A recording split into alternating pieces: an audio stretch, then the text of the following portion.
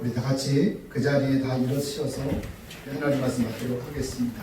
오늘 우리가 함께 공독해 올릴 하나님 말씀은 신약성경 마태복음 16장 15절, 16절 그리고 24절에서 27절 말씀까지 저와 여러분들이 교독하도록 이렇게 하겠습니다. 이르시되 너희는 나를 누구라고 하느냐? 시몬 베드로가 대답하여 이르시되 주는 그리스도시요 하시지 아니하시니라. 이에 예수께서 제자들에게 이르시되 누구든지 나를 따르려거든 자기를 부인하고 자기 십자가를 지고 나를 따를 것이니라. 누구든지 제 목숨을 구원하고자 하면 잃을 것이요 누구든지 나를 위하여 제 목숨을 잃으면 찾으리라. 사람이 만일 온 천하를 얻고도 제 목숨을 잃으면 무엇이 유익하리요? 사람이 무엇을 주고 제 목숨과 바꾸겠느냐? 인자가 아버지의 영광으로 천사들과 함께 오리니 그때 각 사람이 행한 대로 바꾸리라. 네. 어머니는 위대합니다. 그 어머니라는 이름만으로도 그냥 마음이 먹먹해집니다.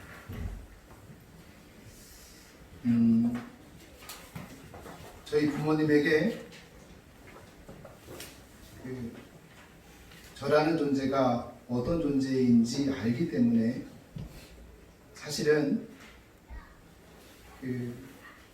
십자가를 통해 계시되어진 하나님의 사랑이 얼마나 위대한가를 사실은 깨달을 수 있는 그런 토대가 마련되어지지 않았나, 이 노래를 들으면서 그런 생각을 잠시 해보았습니다. 네.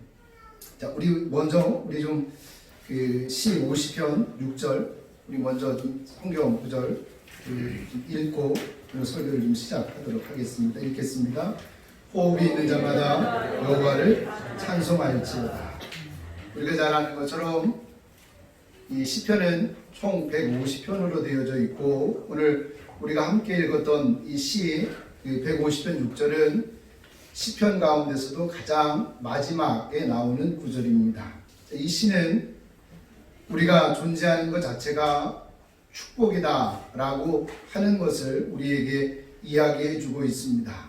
한 발 더 나가서 우리가 살아있다는 것, 그리고 우리가 산다는 것 자체가 성스러운 것이다 라고 하는 것을 우리에게 일깨워 주고 있는 굉장히 소중한 성경 구절 가운데 하나라고 생각하게 되어집니다. 자, 그 이유는 나에게 생명을 주셔서 살아가게 하시는 분이 여호와 하나님이시기 때문에 그렇지요. 그 사실을 우리에게 이야기해 줍니다. 그러나 우리가 살아 있다고 해서 그것이 곧 삶의 문제에 대한 대답은 아닙니다. 중병에 걸리면 우리 주변에서 종종 자주 보지만 어떤 사람이 중병에 걸리게 되면 대개는 남은 생에는 이제 오로지 제가 하나님만을 위해 살겠습니다. 하나님, 이 죽음으로부터 나를 살려주세요. 그렇게 간절하게 하나님 앞에 기도하게 되어질 것입니다. 그런 모습들을 우리가 주변에서 자주 목격을 합니다. 근데 여러분, 이거를 가만히 좀 분석을 해보면 참 맹랑한 것이,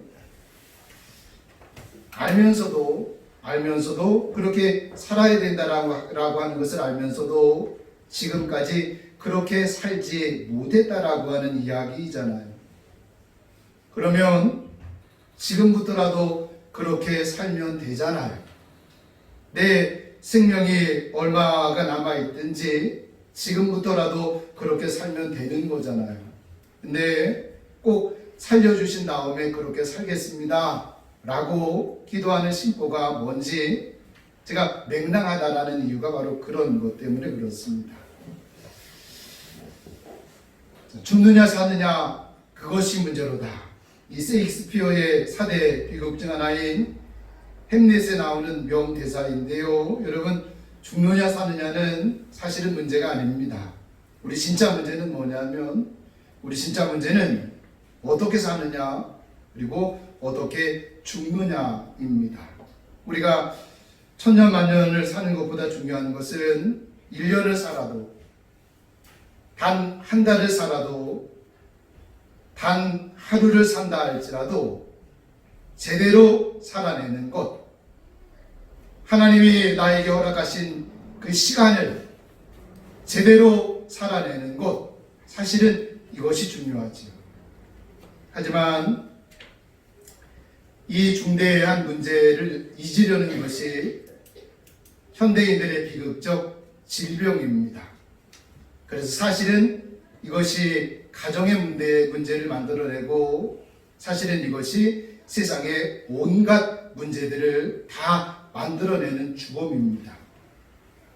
자, 어떻게 살고 죽는 것이 제대로 살고 제대로 사는 것인지, 제대로 죽는 것인지, 오늘 이 중대한 문제에 대해서 주님이 본문에서 우리에게 정확하게, 아주 명확하게 답을 제시하고 있는데, 우리 오늘 이 문제를 좀 같이 좀 생각해 보기를 원합니다. 자, 24절을 한번 좀 읽도록 하겠습니다. 읽겠습니다.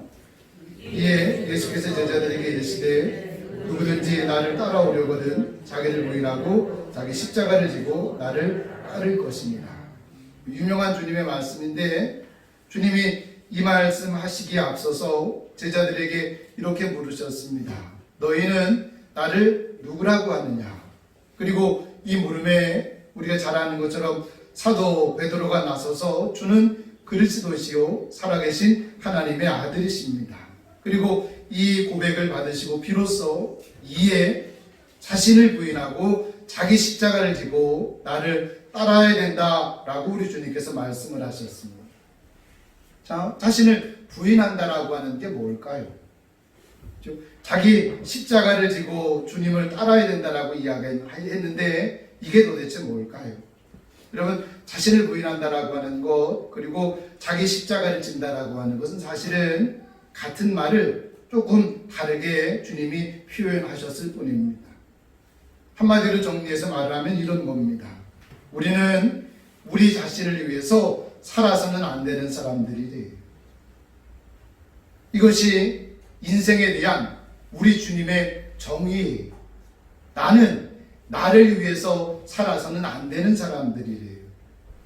다시 이것을 적극적으로 바꾸어서 이야기를 하면, 우리는 주님을 위해서 살고 죽어도 주를 위해서 죽어야 되는 사람들이다. 그렇게 말씀을 하고 계신 거예요.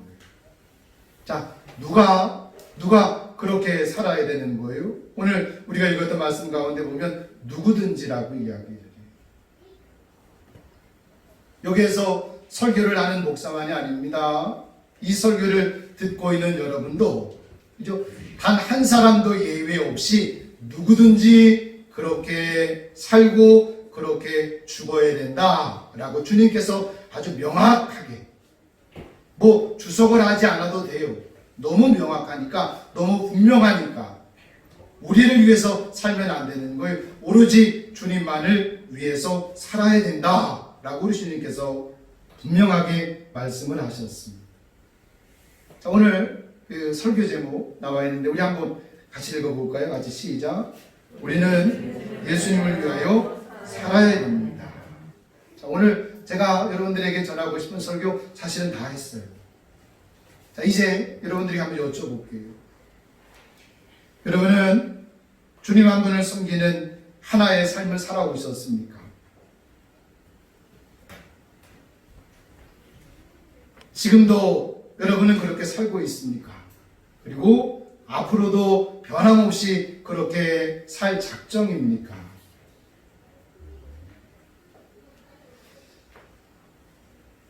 부자로 살아가는 것보다도, 명성을 얻는 것보다도, 건강하게 오래오래 살아가는 것보다도 우리 주님께서 이렇게 살아가는 것이 정말 사는 것이다 라고 말씀하고 계십니다. 자, 이렇게 이 설교를 듣는 이들 가운데 이렇게 저에게 항변하실 분들이 있을지 모르겠어요. 솔직히 말해서 목사님, 어떻게 그렇게 살아요? 그런 사람이 어디 있어요? 그렇게 살아가는 사람, 그렇게 살고 있는 사람이 도대체 어디에 있어요? 그런 분들에게 제가 대묻고 싶습니다. 여러분 못 보셨습니까? 있어요. 못 보셨어요? 있어요. 정말 그렇게 살았던 한 사람이 있었어요. 누군지 아세요? 예수님이요.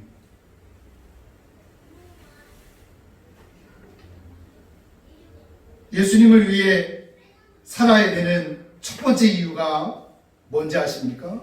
예수님이 오로지 나만을 위해서 사셨어요. 그래서 우리는 예수님만을 위하여 살아야 되는 존재인 거예요. 자, 우리 한번 사도행전 1장 1절을 한번 보도록 하겠습니다. 읽겠습니다. 시작. 데빌로요, 내가 먼저 쓴 글에는 무릇 예수께서 행하시며 가르치심을 시작하신부터. 우리가 잘 아는 것처럼 여러분 사도행전은 누가가 쓴 책이잖아요. 먼저 쓴 글이라고 하는 것은 아마 누가가 누가복음을 먼저 기록했던 것 같아요. 근데 누가는 누가복음에서 먼저 행하신 것을 가르치신 분으로 예수님을 소개를 하고 있어요. 그죠? 먼저 그렇게 사셨어요. 먼저 그렇게 사셨고 당신이 사신 그대로 우리에게 가르치신 분이 예수님이다. 그것을 소개하고 있는 책이 누가복음이다 라고 사도행전 1장 1절에서 소개를 하고 있어요. 예수님은 오늘 우리가 함께 읽었던 본문 가운데 우리에게 자신을 부인하고 자신의 십자가를 지고 주님을 따르라고 말씀을 하셨어요. 근데 먼저 예수님이 나를 위해서 그렇게 사셨고 나를 위해서 그렇게 죽으셨다고요. 마태복음 16장 21절 가운데 보면 예수님이 사도 베드로의 신앙 고백을 듣고 나서 비로소 자신의 고난과 죽으심에 대해서 비로소 말씀하셨다라고 이야기를 해요. 예수님은 말씀만 그렇게 하신 게 아니에요. 말씀하신 그대로 그렇게 먼저 살아내신 분이십니다. 하나님의 아들이신 그 주님은 오로지 나를 위해 오셨고 오로지 나를 위해 사셨고 오로지 나를 위하여 자신을 부인하고 자신의 십자가를 지셨어요. 다 하시잖아요. 오로지 나를 위해 오신 분이세요. 오로지 나를 위하여 사신 분이세요. 오로지 나만을 위하여 자신을 부인하고 자기 십자가를 지고 죽으신 분이세요.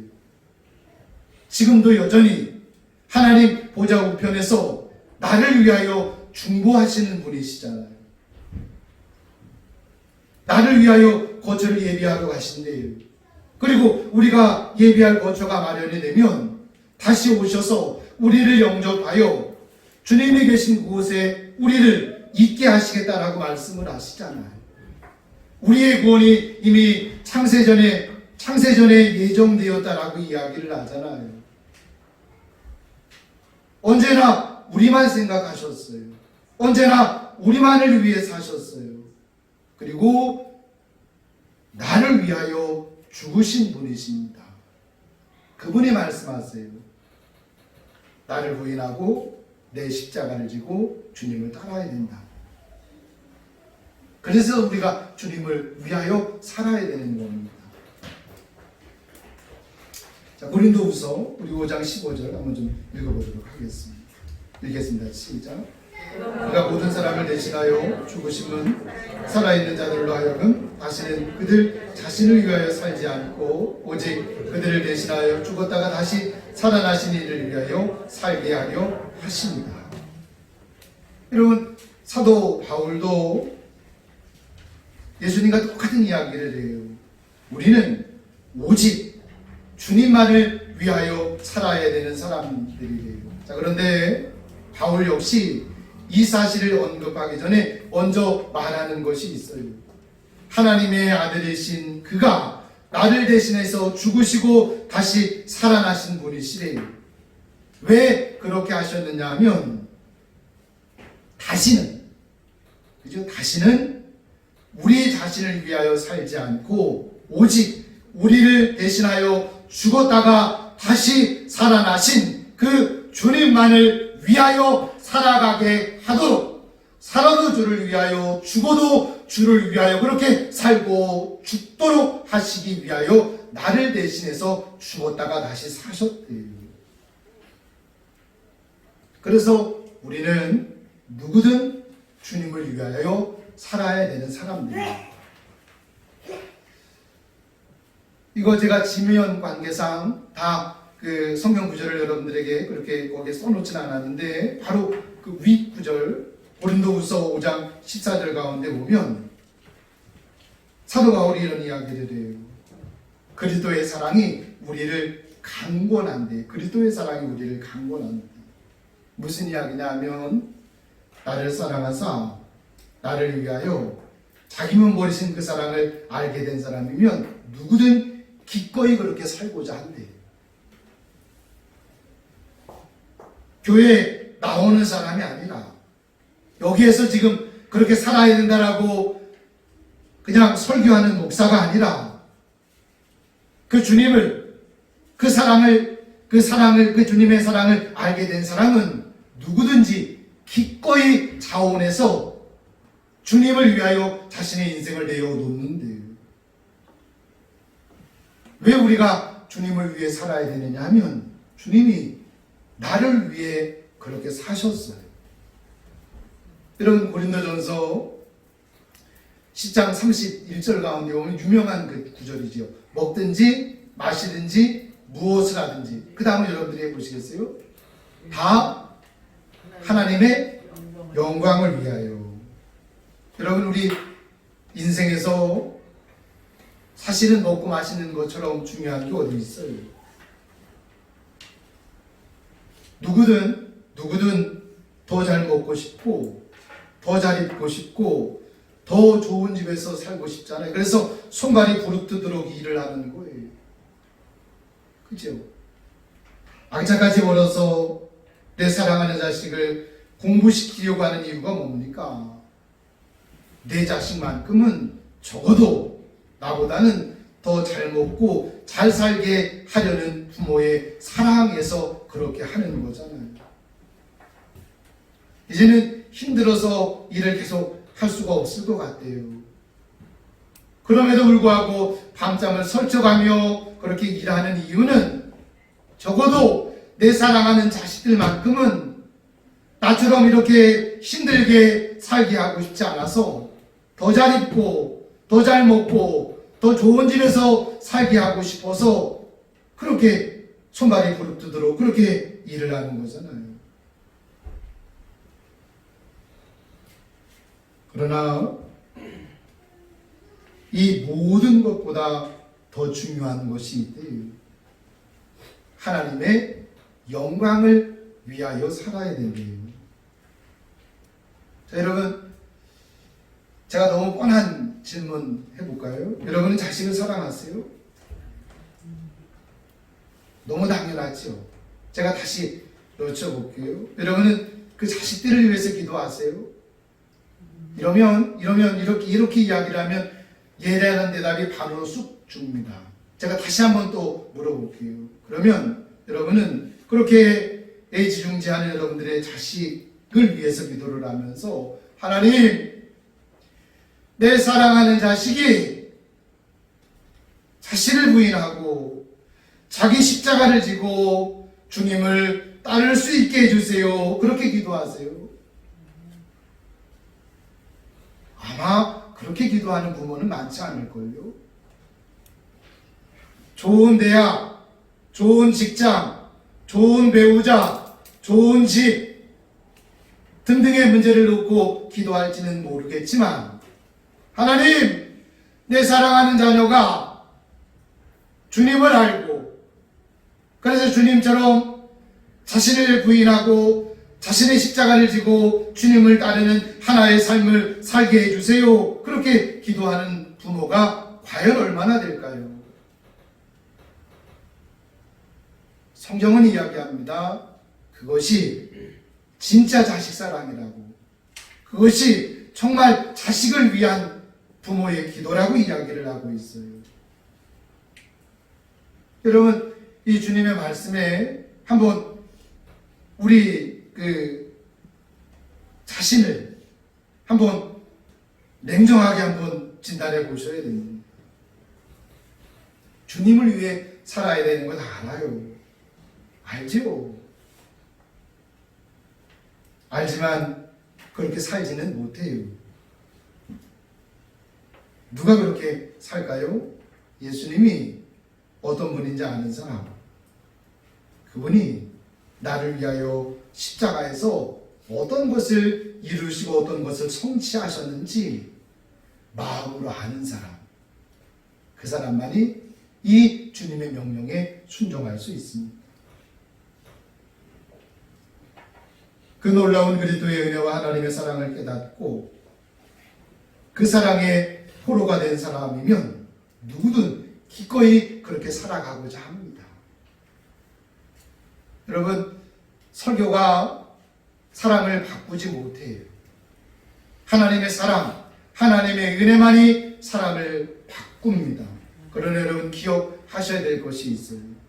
그런 하나님의 은혜와 하나님의 사랑을 하나님이 설교를 통해서 드러내시고 나타내시기 때문에 그렇습니다. 잘 들으셔야 됩니다. 주님을 위해 살아야 됩니다. 이유는 주님이 나를 위해 그렇게 사셨거든요. 지금도 그렇게 살고 계시거든요. 앞으로도 그렇게 하실 거거든요. 예수님을 위해 살아야 되는 두 번째 이유에 대해서 말씀을 하시는데 그게 뭐냐면 예수님은 나의 주님이시기 때문에 그렇습니다. 우리 16절을 읽어보도록 할게요. 읽겠습니다. 시작. 시몬 베드로가 대답하여 이르되 주는 그리스도시요 살아계신 하나님의 아들이시니라. 여러분에게 예수님은 누구입니까? 베드로처럼 여러분에게도 예수님은 나의 주님이시지요 라고 여러분 자신 있게 대답할 수 있겠습니까? 예수님은 여러분의 주님이십니까? 아니세요?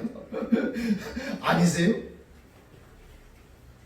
여러분은 예수님은 여러분의 주님이십니까? 도마의 고백처럼 여러분에게도 예수님은 나의 주님이시며 나의 하나님이십니까? 자, 여러분, 주님이라는 말은 이렇게 바꾸어 사용할 수 있는 단어가 하나가 있어요. 주인이라는 뜻이에요. 예수님은 나의 주님이십니다 라는 의미는 예수님은 나의 주인이십니다 라는 뜻과 똑같아요. 예수님이 나의 주인이시다라는 이야기는 나는 예수님의 종입니다라는 고백이잖아요. 그리고 종은 오로지 한 가지, 자기 주인만을 위해서 살아가는 사람입니다.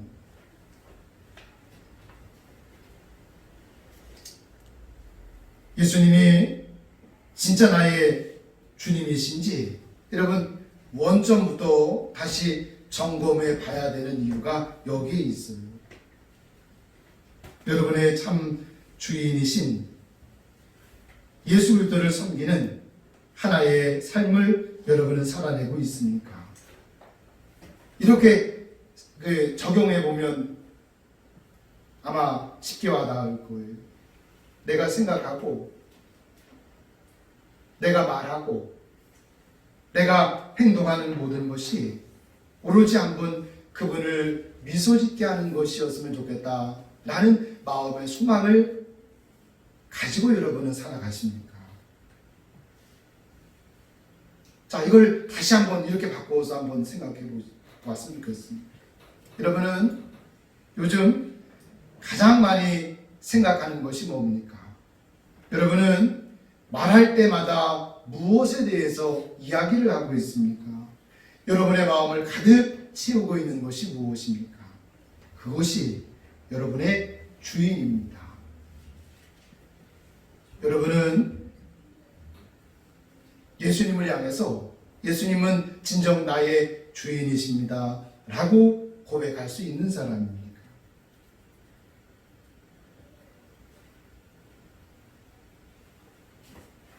사사기는 두 가지 구절이 반복적으로 나타납니다. 왕이 없으므로 사람들이 각자 자기 소견에 옳은 대로 행하였더라. 자, 또 하나는 여호와의 목전에서 그들이 악을 행하였더라. 여러분, 사실은 이게 다른 이야기가 아니에요. 사실은 같은 이야기예요. 하나님을 믿어요. 여기에 여러분 하나님을 믿지 않고 여기에 와 있는 사람은 아무도 없지 않겠습니까? 하나님을 믿어요. 근데 믿는데 왕으로 인정하지는 않아요. 왕으로 인정하지 않기 때문에 내가 원하는 대로 살아요.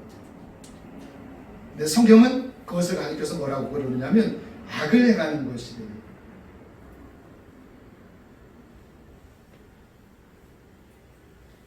범죄하는 게 아니에요.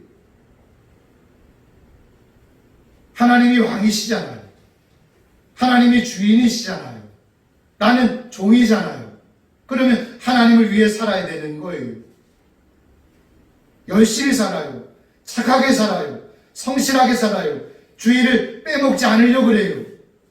근데 일상적인 삶 가운데서는 하나님 관계없이 내 방식대로 살아가는 거예요. 성경은 그것을 악인이라고 이야기를 해요. 근데 여러분, 이런 일들은 에덴 동산에서부터 벌어지잖아요. 왜 선악과를 따먹어요? 내 방식대로 살아가고 싶은 거예요. 내가 하나님이고 싶은 거예요. 내가 주인이고 싶은 거예요. 내가 왕이고 싶은 거예요. 사람들이 사무엘에게 우리에게 왕을 세워달라고 이야기하잖아요. 하나님이 사무엘에게 말씀하세요. 그들이 나의 왕이 되는 것을, 그들의 왕이 되는 것을 원하지 않는데 하나님이 얼마나 서운하셨든지 사무엘에게 그렇게 말씀하세요. 좀 제가 경외심을 가지고 이야기합니다. 하나님의 투덜거림이에요.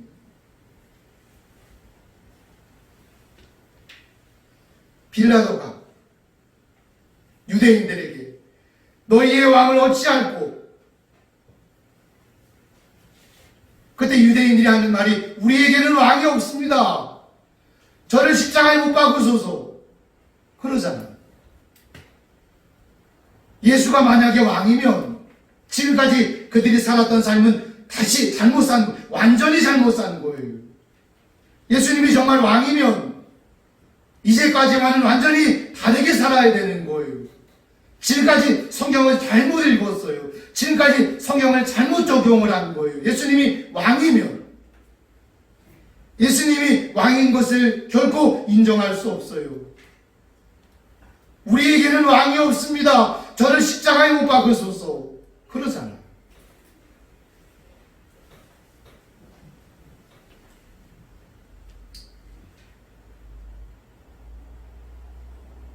여러분, 철학자 니체만이 신이 죽었다라고 이야기하지 않았어요. 내가 주님의 종이면 내 삶에서 가장 중요한 것은 나의 주인이신 주님의 뜻입니다. 믿으십니까? 근데 여러분, 우리는 내 주인이신 주님의 뜻이 뭔지 다 알아요. 제가 구체적인 예를 들어볼까요? 여러분, 주일에 대해서 모르는 사람이 어디 있어요? 예배에 대해서 모르는 사람이 어디 있어요? 자녀 교육 어떻게 해야 되는지 1순위가 뭔지를 모르는 사람이 이 가운데 있을까요? 우리 인생의 방향이 어디를 향해 있어야 되는지 11조에 대해서 모르는 사람이 우리 가운데 어디 있어요? 11조도 주일도 주님의 것이고 주의 날이잖아요.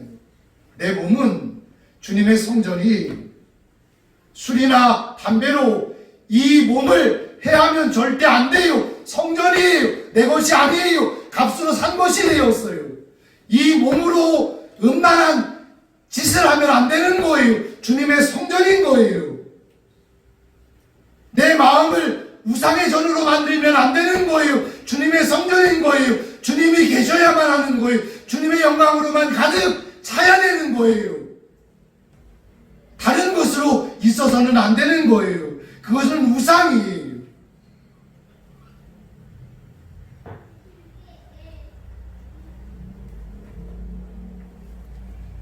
하지만 돈도, 몸도, 인생도, 자녀 교육도, 교회 생활도 사실은 다 내 편의대로 해석해서 내 뜻대로 살아가잖아요.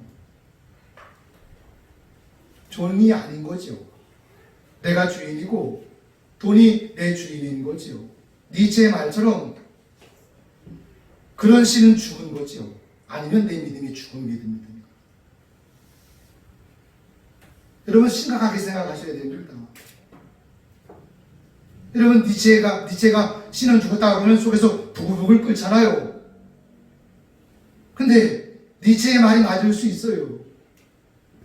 신이 죽었으니까 그렇게 살아가는 거지요. 아니면 내 믿음이 죽었든가. 여러분 한번 근본부터 차근차근 살피셔야 됩니다. 이거 오늘 우리가 읽었던 이 말씀은 아주 근원적인 부분부터 기초부터 주님이 다시 세우자라고 하는 말씀이에요. 자, 이번에는 누가복음 6장 46절을 좀 읽어보도록 하겠습니다. 읽겠습니다. 시작. 나를 불러 주여 주여 하면서 어찌하여 내가 말하는 것을 행하지 아니하느냐. 예수님이 물으시는 거예요. 이렇게 물으셔요. 저를 보시겠어요? 내가 진짜 너의 주인 맞니? 주님이 이렇게 우리에게 다시 재물으시는 거예요. 너가 정말 내가 사랑해서 나의 전부를 내준 내 신부 정말 맞니? 그렇게 말씀하시죠. 요새 이렇게 스마트폰을 이렇게 보다 보면 뭐 연예인 남이 나와 있지 않습니까? 거기 보니까 저는 그게 JTBC인가 어디서 나오는 거라 저희는 그게 시청이 안 되니까 못 보는데 거기 보면 이렇게 그냥 보면 그냥 요새 핫 드라마가 어떤 노가 이렇게 나와요. 그죠? 근데 부부의 세계라는 게 있더라고요. 아주 그렇게 평가를 했어요. 막장, 명품 막장 드라마라고. 막장이지, 막장. 근데 여러분, 제가 설교 준비를 하면서 불현듯 그걸 생각했어요. 우리가 막장의 삶을 살고 있는 건 아닌가요? 우리는 막장이라고 이야기를 해요. 근데 사실은 막장을 우리가 살고 있는 건 아닌가요? 주님이 말씀하세요. 너 정말 내 신부 맞니? 내가 정말 너의 주인인 거 맞니? 그렇게 말씀하시는 거예요. 진정한 구원은 입술의 고백이 아니 내 삶의 주인이 그리스도로 바뀌는 실제적인 사건이에요. 그게 구원이에요. 요한복음 13장에 보면 아주 굉장한 사건 하나가 소개되어지고 있습니다. 주님과 제자들이 함께 모여서 식사를 합니다.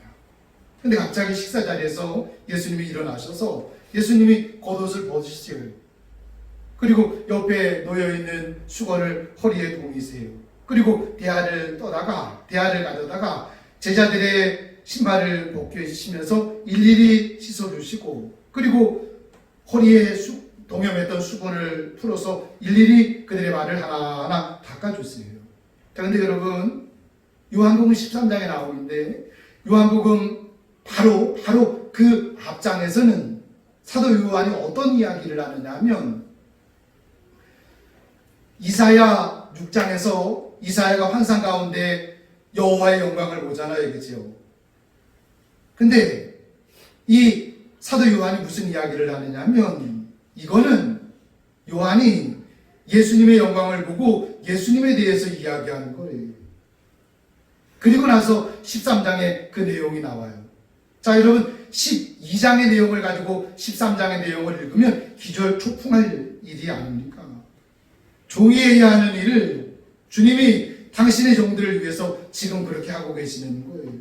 천사들조차도 그의 얼굴을 대면할 수 없어서 두 날개로 얼굴을 가리고 천사의 주인이신 주님이 명령하시면 곧바로 순종하기 위해서 두 날개로는 날면서 있는 그런 모습을 이사야가 봤잖아요. 근데 그분이 지금 허리에 수건을 동이신 채 종의 자리에서 그렇게 섬기고 있는 거예요. 그 예수님이신 그분이 천사들에게 둘러싸여서 거룩하다라고 하는 영광과 찬양을 받으시던 그 주님이시잖아요. 근데 그분이 육신의 몸을 입고 오셔서 실현하게 안 하고 지지 않으신 상태에서 우리를 위하여 당신의 전부를 내어주셨어요. 제가 여러분들에게 여쭤볼게요. 여러분 정말 믿으세요? 여러분 정말 믿으세요? 그렇다면 내 인생의 전부를 그분을 섬기는 단 하나의 삶을 사는데 기꺼이 드려야 되지 않을까요? 내 주인이신 분이 그렇게 하셨다면, 죄인 중에 괴수인 나를 위하여 내 주인이신 분이 그렇게 하셨다면 당연히 그 주님을 위하여 그렇게 살아야 되지 않을까요? 그죠? 당연히. 우리가 마지막으로 예수님을 위해 살아야 되는 세 번째 이유가 있습니다. 그것은 내가 사는 길이기 때문입니다. 그래야 내가 살아요. 우리 21절 듣도록 하겠습니다. 읽겠습니다. 시작. 이때로부터 예수 그리스도께서 자기가 예루살렘에 올라가 장로들과 대제사장들과 서기관들에게 많은 고난을 받고 죽임을 당하고 제3일에 살아나야 할 것을 제자들에게 비로소 나타내십니다. 여러분, 베드로의 신앙 고백을 듣고 처음으로 예수님이 당신의 십자가에 대해서 말씀을 하셨어요. 근데 자세히 읽어보시면 여러분 아시지만 십자가만 말씀하신 것이 아니라 제3일에 다시 살아나야 될 것에 대해서 말씀을 하셨어요. 바울이 빌립보서 2장 8절 이하에서 이런 이야기를 해요. 자기를 낮추시고 죽기까지 복종하셨으니 곧 십자가에 죽으심이라. 이러므로 하나님이 그를 지극히 높여 모든 이름 위에 뛰어난 이름을 주셨고 모든 무릎으로 모든 사람들이 그분 앞에 무릎 꿇게 하셨다. 하나님이 높이셨어요, 그를요. 하나님이 그를 다시 살리셨고 그를 높이셨어요.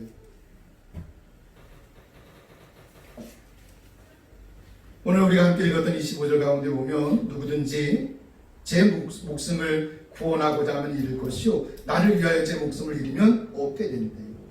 내가 살고자 하면 죽는데요. 나를 위해 살면 반드시 죽는데요.